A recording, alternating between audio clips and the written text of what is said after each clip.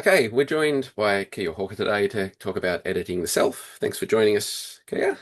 Thanks for having me. And you can find out more about Kiah's work here. There's some links, but if you want to just tell me a little bit about the research you've done and what you're doing at the moment. Yeah, thanks, Stephen. So I'm Kiah Hawker. I'm a lecturer in digital media at the University of Queensland in Brisbane. So I'm in the School of Communication and Arts. So what my research kind of focuses on is it's kind of a tangent between both cultural studies and technology study as well. So right now, like my focus has been on augmented reality and artificial intelligent filters. So like filters that you see when you use Snapchat or TikTok and put them over your selfie before you post them. Yep. So I'm looking at like technically how these filters are made and emerge, but then also like what that does for selfie taking and just representing yourself online as well. Yeah, and so unlike most kind of cultural studies people, you actually have digital skills too, right? That's right. Yeah. So during my PhD, I studied these filters and I actually taught myself how to make them and how to apply them as well. Yeah. Okay. So let's talk about that. Why did you do that? So when I initially started the study, I was talking to just everyday people that use digital media platforms. And I remember I found this really, really weird filter one time. It was like a frog dancing around on the screen. And I asked my informant who showed me the image, I was like, where did this come from? Like, what do you think's happening here? And he's like, you would have to talk to the person who made it. And I was like, huh. So I started finding the people that actually make these filters, Hmm. and I found that as I was having conversations with them, there was some technical gaps in like what I was understanding. And they kept telling me that it was a really accessible community, like making filters was actually pretty accessible. And that's why I started to learn how to make them because it just seemed like a good opportunity to do so and to better understand what I was talking about. Yeah. And so what did that mean in your PhD research? What was the significance of making the filter within that? Yeah, so I mean, I think it was significant in two main ways. Like, firstly, it really elevated my method. So my methodology became not just talking to people, it became actually making and self-reflecting on the process of making these filters myself.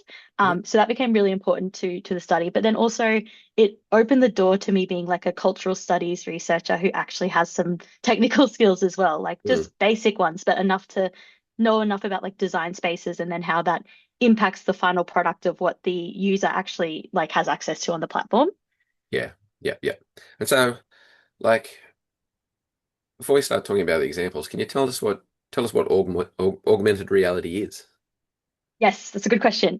So when we're talking about augmented reality, we're talking about like digital simulations or animations that sit on top of real world environments. Mhm. So the difference, I guess, the main difference to make is that it's not virtual reality. So virtual reality kind of involves the making an entirely new digital world that's all digital. So there's no like realism in the process. Mhm. Augmented reality is unique because it sits on top of real world environments. And that's what kind of makes it really relevant to selfie taking because we're talking about these filters that sit on top of your image of yourself. Yeah, yeah, yeah, great. And so other than selfies, what other areas is augmented reality important in these days? Yeah, so like my focus is in the selfie taking cultures, but augmented reality, I think, became really, it's been around for a really long time. Like it's been around since, the end of the Second World War. It's not a new technology, but I think it became quite mainstream when Pokemon Go came out, which Yep. I think was a long time ago now. But that kind of like really put it into like mainstream like idea because people were using it in the everyday. And I suppose augmented reality is in some ways a little bit more viable than virtual reality because it's more accessible. So you can use it on your mobile phone. Whereas like with virtual reality, you often need a headset and it's quite expensive and it's a bit Yep. more of a process. Yep. Okay. So tell me what's going on here. Yes. Okay. So this comes out of my research that I'm, always continuing to develop. But when I was talking to people that use these filters, they kept talking about this kind of beauty filter default. And what they were trying to articulate and what we got to in the end is that all types of filters, no matter what they're kind of being designed to do, they are all technically coded with these materials that conform to heteronormative notions of Western beauty. Yep. So what we mean by that is these kind of like conventional ideas of what it means to be attractive as like a white person living in a white country. Mm. And that's a very common form of a filter, like a beauty filter does that. That's a very like regular thing. But what we noticed is that all types of filters were doing that. So this example here is me with a chicken on my head. Like that has to have some level of irony or silliness to it. But then it's also smoothed out my face. It's changed like the shape of my nose, of my jawline. It's doing these things to align me to this beauty standard, even though the filter had other points of being made. Like it was also meant to be silly and fun, but we just found that no matter what it was intended to do, this beauty filter, this default was always in it.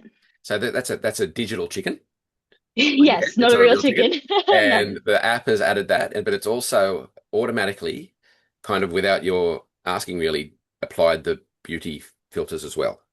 exactly right. So it's done this without it really being the name of this filter was like silly chicken filter. Like that Yep. wasn't the point.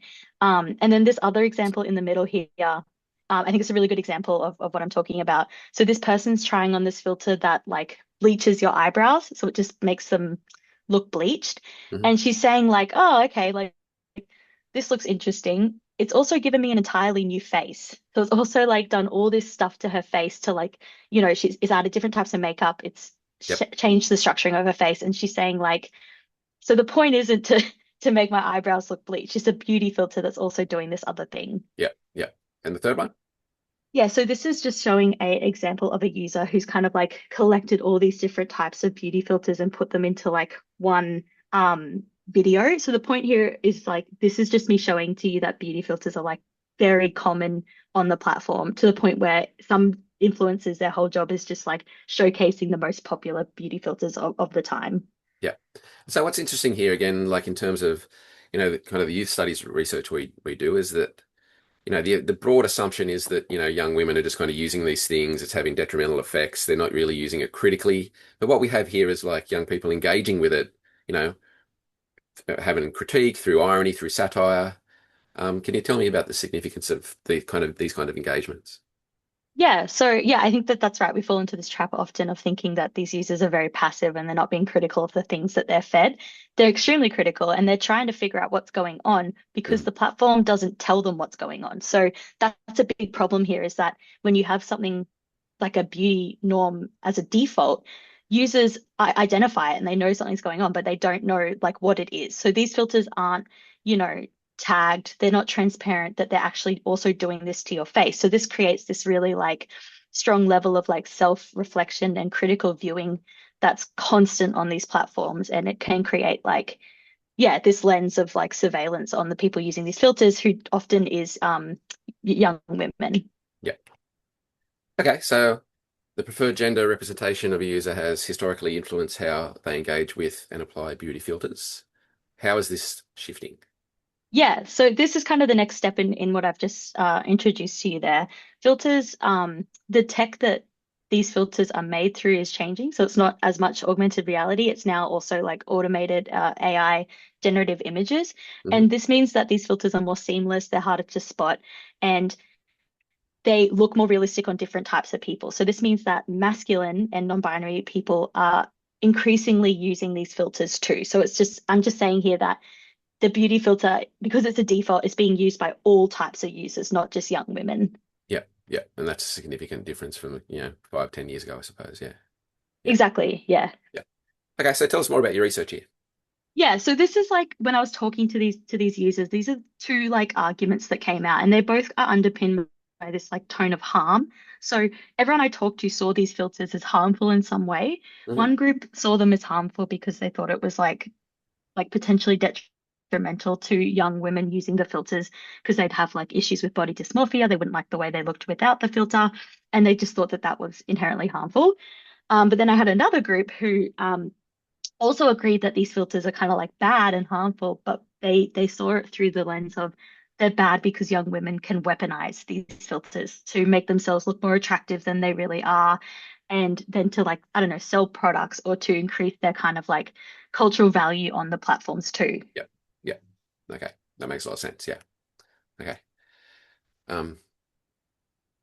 Yeah. So this. Yeah, so Sorry, go this on. goes back to my point to my point before, I suppose, that this is like what happens. This is what emerges when the platforms aren't honest about what they're doing with the filters. So we have here these two users are trying to recreate the filtered looks by just using makeup. So they're trying to say to the audience, it doesn't change your face. This is just really good makeup and contouring, and you can create this look without using the filter.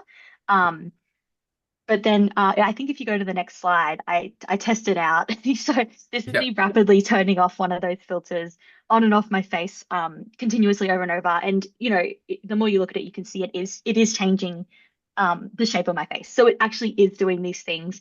Um, and like this is just proving, I suppose, that these filters are making these changes, but it's very subtle. It's hard to notice to the point where you have to kind of do an experiment to actually see it. Yeah. Yeah. Yeah. Yeah. Okay. It's a similar version as well. Like, Yeah, this is just another really popular beauty filter that was contested, and people were arguing about if it was doing changing the face. And this is me showing, like, yes, it is. yeah. So, okay. So this app exists to kind of add the kind of freckles and the makeup or whatever, just to kind of augment the face like that. But again, it's not just doing that, it's structurally changing the face as well. Exactly. And that's never highlighted in the name of these filters in the way they're advertised. Like, that's not the focus. The focus, it gives you cute freckles, but then it's also doing this, like, really quite drastic change to the shape of your head. Yeah, structural changes to your head, basically. Yeah. Yeah. Yeah. Yeah. Okay. So, can you, yeah, relate this back to kind of, the selfie has been like almost, there's been moral panics around the selfie, how it's kind of linked to, young people and young women, mostly is kind of apparent narcissism and all that kind of stuff. Can you kind of contextualize this for us?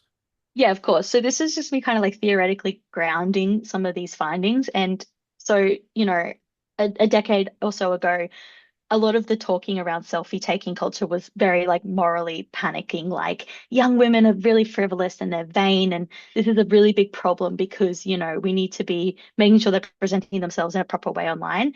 And this literature, like these guys were kind of the pioneers in reframing that and saying, like, no, like these are also young women expressing themselves with the tools that are available to them. And it is not only vanity and narcissism when you use these tools. So that's the point they're trying to make here. Yep. Yep.